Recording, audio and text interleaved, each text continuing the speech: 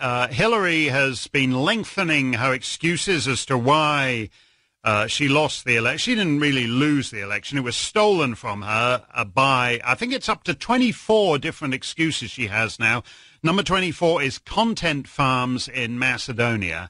And as I said, my grandfather was a Macedonian content farmer, and we often think about, gathering on the porch and recalling the old days on the Macedonian. He never thought that the old content farmers he left behind in Macedonia would one day steal the U.S. presidential election. They are gnarled, hard-working Macedonian peasants, and the way they were able to reach out and steal the election from a well-oiled machine headed by John... The, quote, new, unquote, Macedonian government is voted in with a bare minimum of 62 votes. It consists of basically the same faces and voices in the, quote, new, unquote, government as in the old government. In the meantime, and now that her work is done, U.S. Ambassador Kate Burns somehow lost something in translation when a Macedonian told her to go take a hike. She has now been seen literally hiking around Macedonia, visiting various touristic spots, since her government is now in place in Macedonia. Meanwhile, departing EU Ambassador Samuel Zbogar is counting down his last 30 or so days in Macedonia with daily tweets on the Twitters, while managing to never write, quote, Macedonia, unquote. In his first tweet, he said he was excited to be returning home. We leave it to listeners to imagine the responses to that tweet. And Macedonia's school children will begin school not on September 1, the traditional start of the school year, but on October 1, as the, quote, old, unquote, and, quote, new, unquote, government continues to bumble along, thus denying an entire year of schooling to Macedonia's children. We'll discuss all of this and more on this episode of the Macedonian Content Farmers Podcast. And I'm Jason Mako, coming to you from the foot of the Catalina Mountains in Oro Valley, Arizona. And this is Cvetin Šelimano from Skopje, Macedonia. Oh, goodness. We are recording this on the very last day of August 31, Monday. So this will drop on tomorrow, Tuesday, September 1, which, as I just mentioned, should have been the start of the school year. But that's not going to happen, is it? One more month, and then what?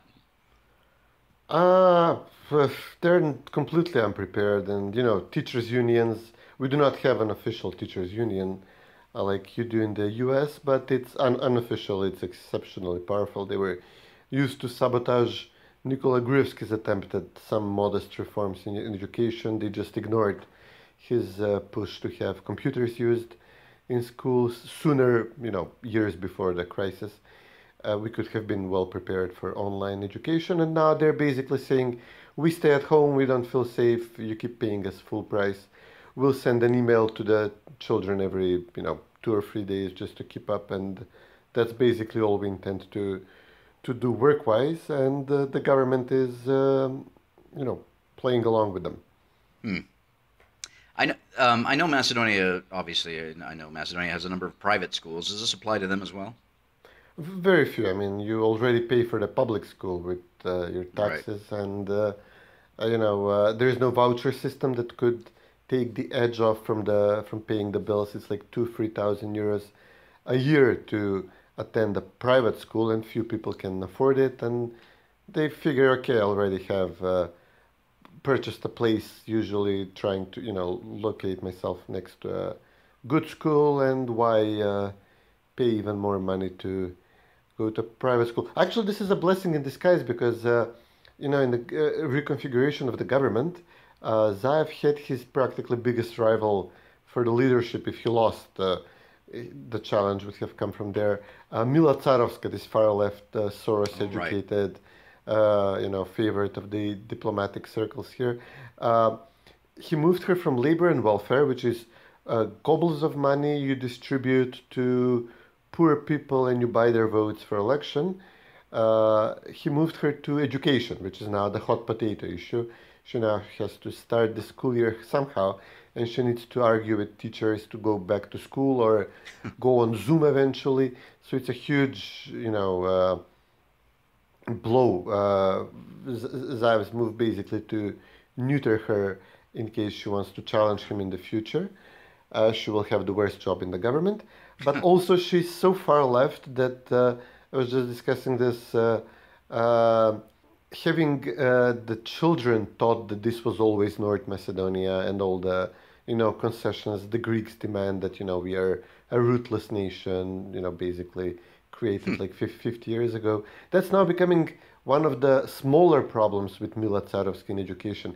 Now, with her in charge, she spent her lifetime in NGOs working on far left social issues. So you can bet that her first priority, once school resumes in some form, will be to have liberally understood sexual education beginning at the age second grade or kindergarten, and all the relativist terms employed in education. So people will not only be confused about their nationality, but their gender as well. The way we are going, if she is allowed to put roots in this ministry.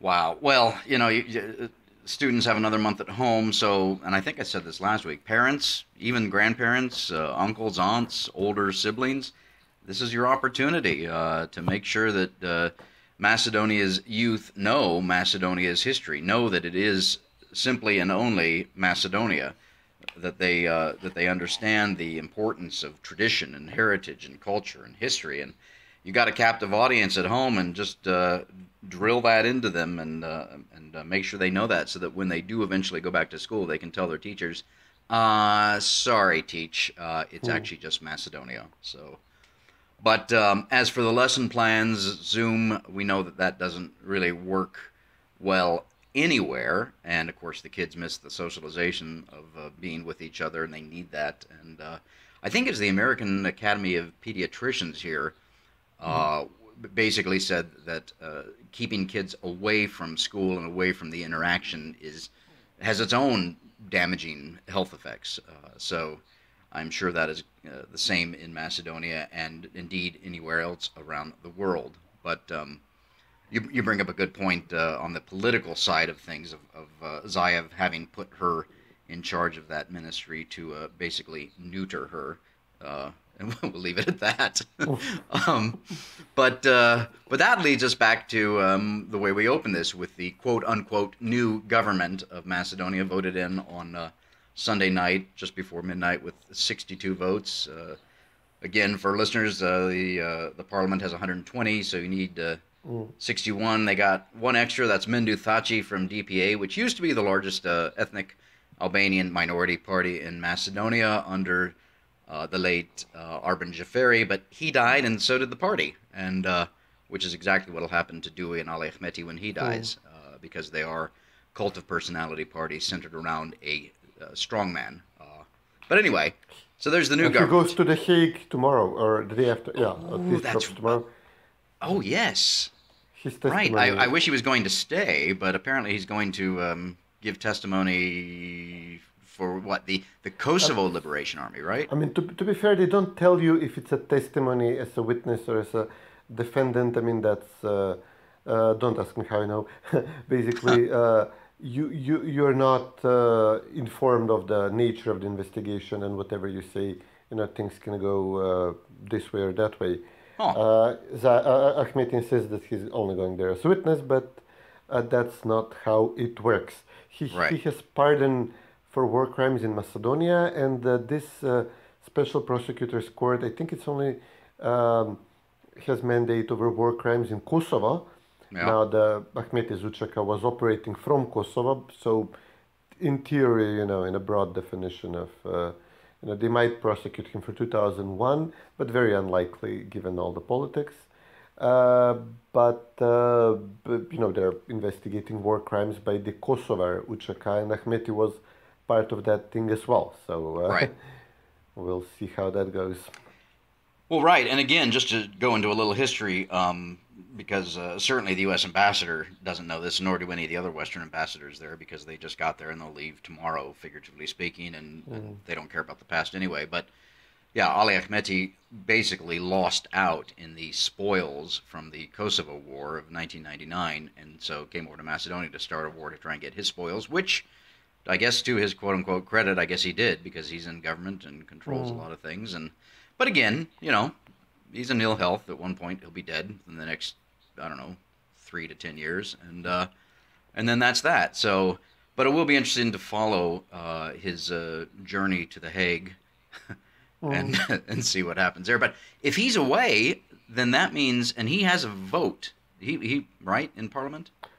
Yeah, that's true. I mean, yesterday it was dicey because the doctor Zibiri, the nephew of Nasser Zibiri, who was being proposed as prime minister by Dewey, this guy is a doctor. He was in the Committee for Infectious Diseases, and he's the guy who famously said, "We are opening the border."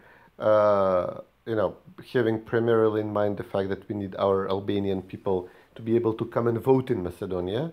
And he was removed from position in this commission on infectious diseases. It was a huge scandal months before the elections. So he now contracted the virus, and he was supposed to vote yesterday. And as you said, it's just one vote above the minimum. So it's, the comfort limit is one vote, and if one is in The Hague, it's very dicey. So they had one person who is sick with corona, and apparently they knew about this, so they had prepared, as the parliament said, a special room for this guy to be driven into the parliament, but just to this room to vote and then carried out without meeting any other member of parliament. Nobody believes that this is how it went down, but in any case, they could have lost the vote yesterday if this guy was, had shaked several hands, or if they were more diligent with testing after all the other Dewey members of parliament who this doctor met before the vote. So yesterday we saw just how fragile the majority is. Usually, Gruevski would win with like 60, 61, 62 seats in parliament, and then just have Dewey as providing the margin of like 10, 15 votes over the minimum he needs. Now, is the SM and Dewey together are barely at the minimum of votes they need. So it's very, as you said, Ahmeti doesn't attend parliament anyway, neither does Right. Minduh Tachi. So most laws can be adopted without 61 votes, with just the majority of those present. But there will be votes when they will need 61, and maybe even a challenge to the government once, if Ahmed is in The Hague. They can always replace them. He can resign as member of parliament and then another one takes True. his place. Yeah. But yeah, it's going to be difficult. We saw that Well, yesterday. well, yeah. A couple of points on that. First, you mentioned the coronavirus. Over as of today, Monday, the 31st of August, over 600 Macedonians are now dead from the coronavirus. Still one of the highest rates in the region. Mm. On the voting issue, of course, we saw way back when Talat Jafari, the so-called Speaker of the Assembly, was voted in way back in 2017. That you really don't need the actual number of votes to do Yeah. these things. We just kind of it's it's a little slapdash here and there and whatnot. And then my third point on the new government, I thought this was quite humorous, that Zoran Zaev has been widely quoted in the mainstream press as having said, quote, "A period of order, justice, and discipline is coming. It is time One for the order. vetting. It is time for the vetting of the judiciary and unselective rule of law," unquote.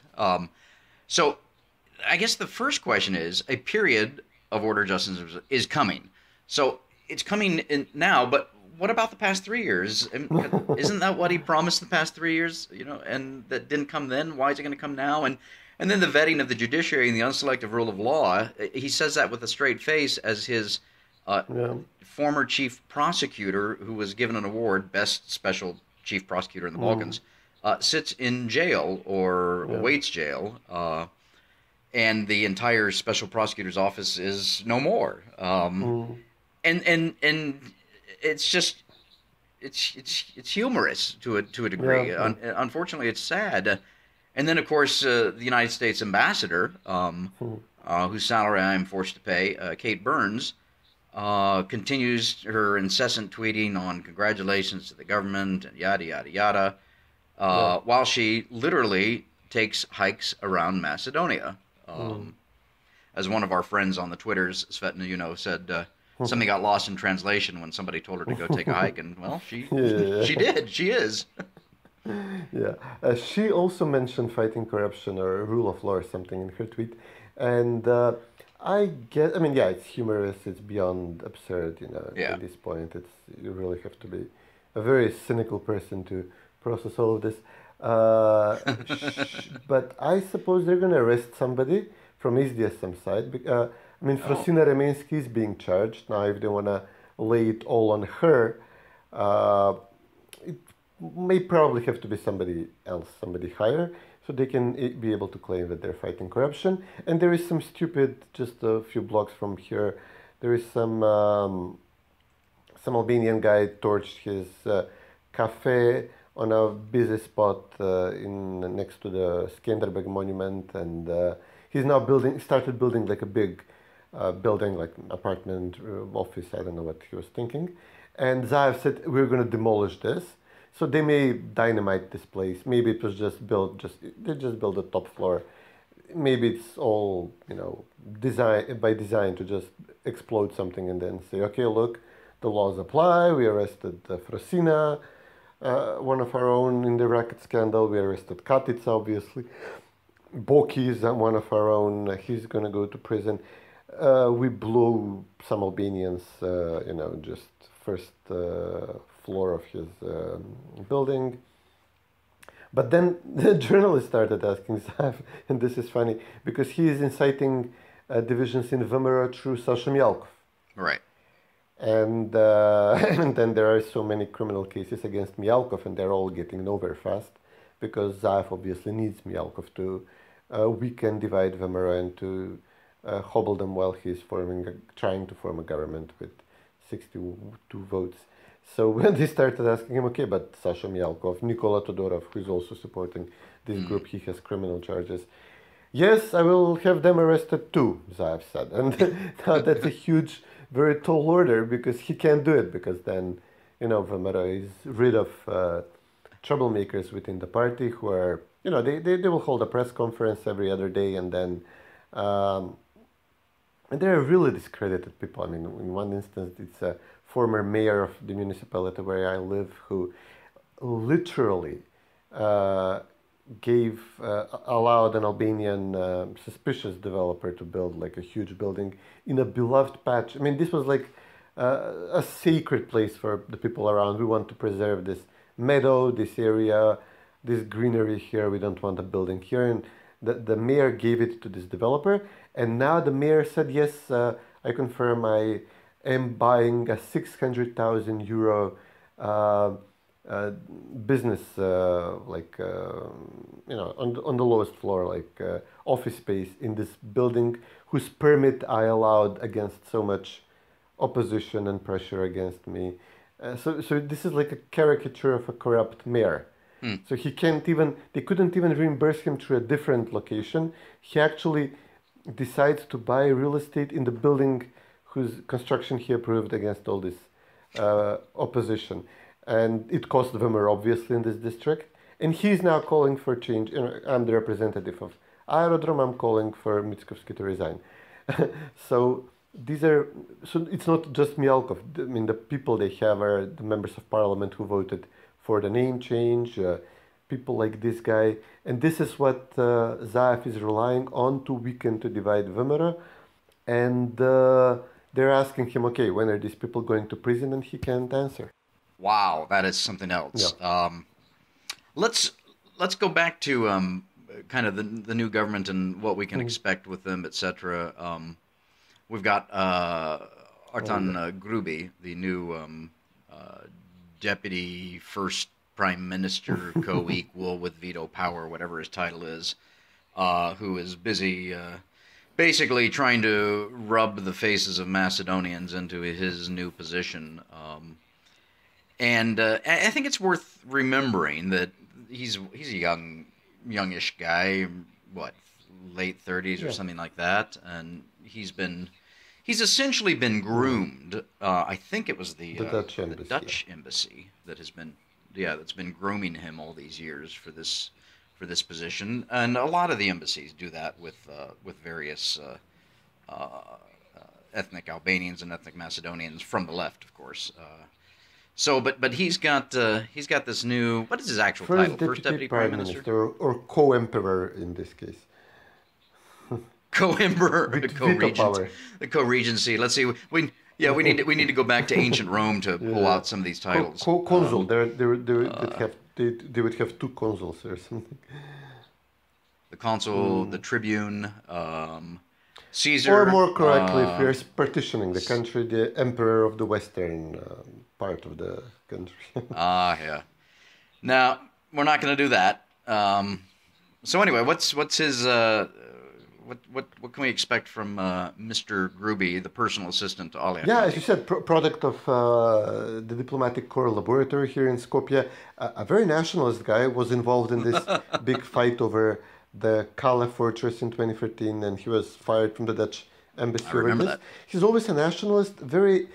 I remember he was very harsh on the religious Albanians. So he's a very peculiar guy here. He would be like, okay, we are the Illyrian nationalist Albanians, but pro-European, enough with these hijabs and stuff like that. He used to toe this line, so he would have serious fights with other members of parliament from DUI, like Izat Medjiti, who was threatening to block the election of the government, the former mayor of Chayr, who is very much into these Islamist currents in the Albanian community here. So there's going to be a civilizational division here in DUI. And, today he held a press conference. DUI did not get what they demanded, a position of prime minister. So now Gruby insists that it's, a position of honor for them, that they will have say over Zaev's decisions. So basically, he said decisions will be made by consensus. I'm there to make sure that SDSM and DUI reach all decisions together. And he's practically saying, I would have to sign off on all decisions. So Zaev is not... he said, of course, Zaev is prime minister, but... So everything before the but is BS. Very, very weird time. We never had this position. This position was just, Deputy Prime Minister for implementation of the Ohrid Treaty was just, you get to hire like 1,500 people from DUI and they don't go to work and they're just paid. This is all you did. His predecessor famously wouldn't go to work, Hasbilika. He had to be, Zaev had to beg him to go to show up for work. And, he would say, there is no work. I do nothing there. We're doing nothing in this department. From, like a symbolic token Department of Albanian Affairs, it's now becoming practically, a co-prime ministership for Artan Grubi. Ahmeti may go forever. And he's basically now, the diplomats have practically assigned him. He might even be a more important person in the government now than Zaev, given his far more... I mean, he not only has connections with the internationals, he actually understands what they're saying and knows them, while Zaev just does what he's told. Who was the French cardinal behind the throne in France back in the... Richelieu? What was it? 15th, 16th century? I can't remember. Yeah, basically who pulled the strings and control. I mean, history is littered with examples of this, so... That wouldn't surprise me. I just have to make a point on the issue of the jobs that you say they'd hand out to DUI supporters who would then just sit home and do nothing. Just from a human nature standpoint, from a psychological standpoint, if you're sitting at home and you've got a quote unquote job but you're doing nothing and you're getting paid, that's got to be pretty corrosive on your soul, I would think, if you're a normal human being. And it's demeaning to know that you're being rewarded for doing jack squat.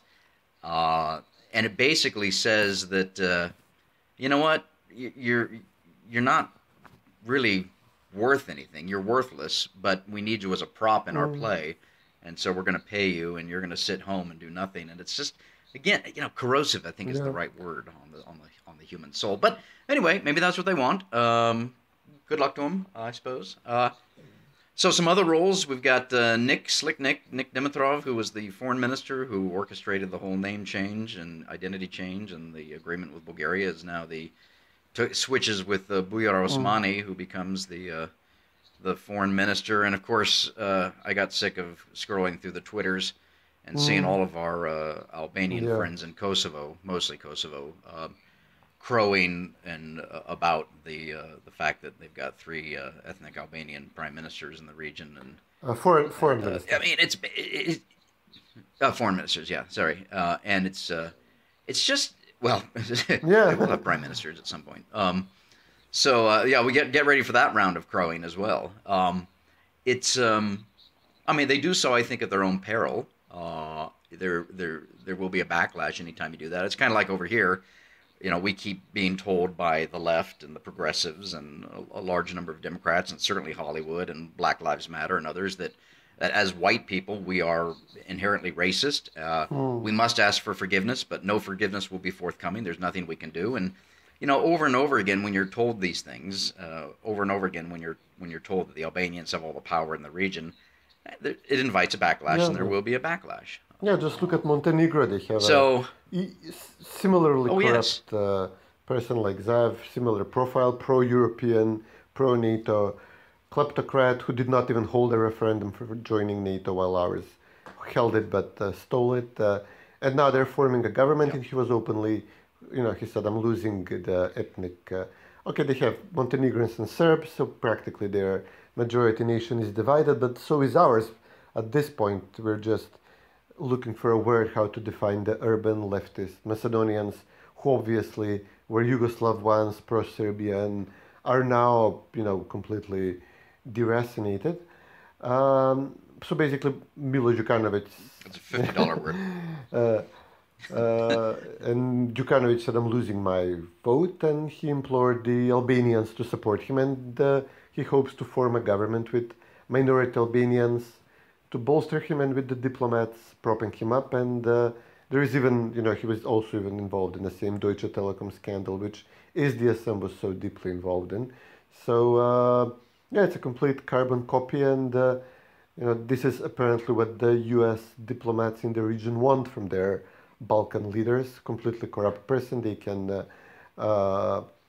blackmail at any point with very good evidence of criminal activity, plus not supported by his own nation, which detests him, but relying on the urban vote plus the Muslim minority vote. And the difference with the US, obviously, is that here the Muslims were, until very recently, until 100 years ago, the overlords. So they were the ones holding the whip hand at the chiflik, which is our equivalent of a plantation for tobacco. We're barely liberated from Muslim rule, the Balkan Christians 100 years ago, and now this. Having the Muslim communities again have the upper hand in a bunch of countries, obviously after the genocide over the Muslims in Bosnia, and the war crimes of Serbs against Kosovars. Of course, that's understood, but it was largely driven by fears of losing out after just barely having been liberated from 500 years of Muslim rule, and the fact that we see the US supporting the Muslim communities in the Balkans against the Slavic Christian communities, who I guess the US now suspects of siding with Russia or some other crazy, many people are really saying, would the US rather side with a Muslim power, a Muslim culture, than a European Christian culture like Russia? It's really no end to conspiracy theories being profligated in the region, given the behavior of the U.S. diplomats. But then we see what you're doing to your own countries, the same people. So we say, okay, fine, this is what the elites in the U.S. are up to now, apparently. Yeah, you make some good points, and this is something that we've talked about before. I think I've written about it. I'm sure I've written about it. I've thought about it for a long time, and I don't quite fully understand it. And of course, when we say the U.S., we mean the State Department. Why they're like that, I don't know. I'm reminded, of course, of the late great political scientist and author Samuel Huntington, whose seminal work, Clash of Civilizations, I think it was in the 90s that he wrote that, based on a paper. That the fault lines of the world were divided amongst various civilizations, of course, one of them being the Muslim world. Why that is, I don't know. It's something I got to get my head around and talk to some friends. I know who to talk to. I won't say their name here, but anyway, yes. But you're right. It erodes the credibility of this. Again, this is the State Department. It erodes the entire credibility of the United States of America and others when they act in this manner, when they are seen as being one-sided, when they are favoring, in this case, the ethnic Albanians in the region. So I think that's a subject we will explore more in the future. Let me slightly pivot because, again, I mentioned earlier going through the Twitters and seeing all the congratulations that poured in for Zoran Zaev. One of them, of course, came from the Bulgarian Prime Minister, Boyko Borisov, who is still clinging to power somehow. I know he's had a rough summer.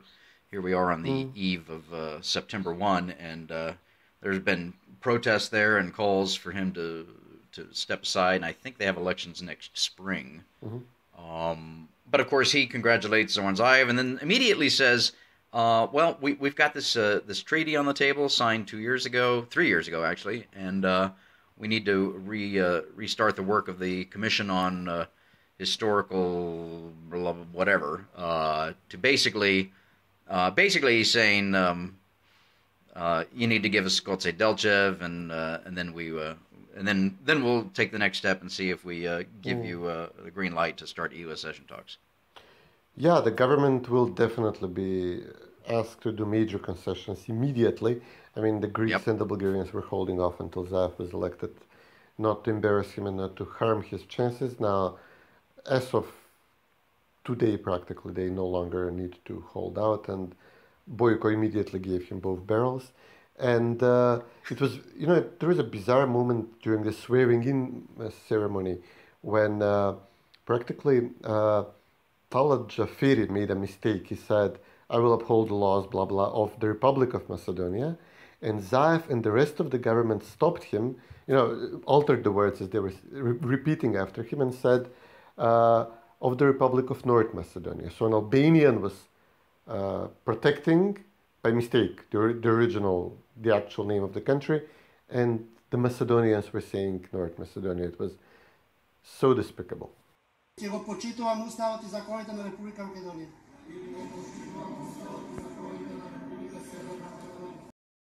Well, that's just fascinating and sad at the same time. But that kind of leads into my farmer's pick for this week. I know I've been doing the videos, but I found this on the interwebs, and I thought it was a good one. It's from the U.S. military magazine, Stars and Stripes Europe, which I thought was fascinating because it is 5 fascinating things to see in Macedonia. And it's from August of last year, so technically the N-word was being used, but they didn't use it throughout this, which I applaud them for that.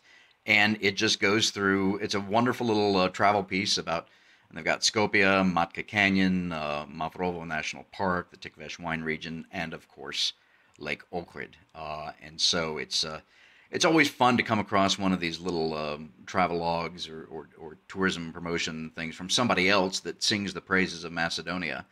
And it does so in a way that just says Macedonia, because after all, that is the name of the country. So that's my farmer's pick, 5 fascinating things to see in Macedonia. So we'll put that up there for our listeners to take a look at. Zaev will be going there to correct them. We'll be writing a correction. Yes. Shortly. Well, actually, it's Buyar Osmani's group now that'll be contacting the United States military to demand a retraction. All right. Well, we're going to have to, this will be a short one, but I know we'll have a ton to talk about next week. We'll have to figure out when we're going to do that and see if Ahmeti has come back from The Hague yet or not after that. Yeah, in one piece. All right. Good talking to you, Svetlin. You too, buddy. Take care. Too.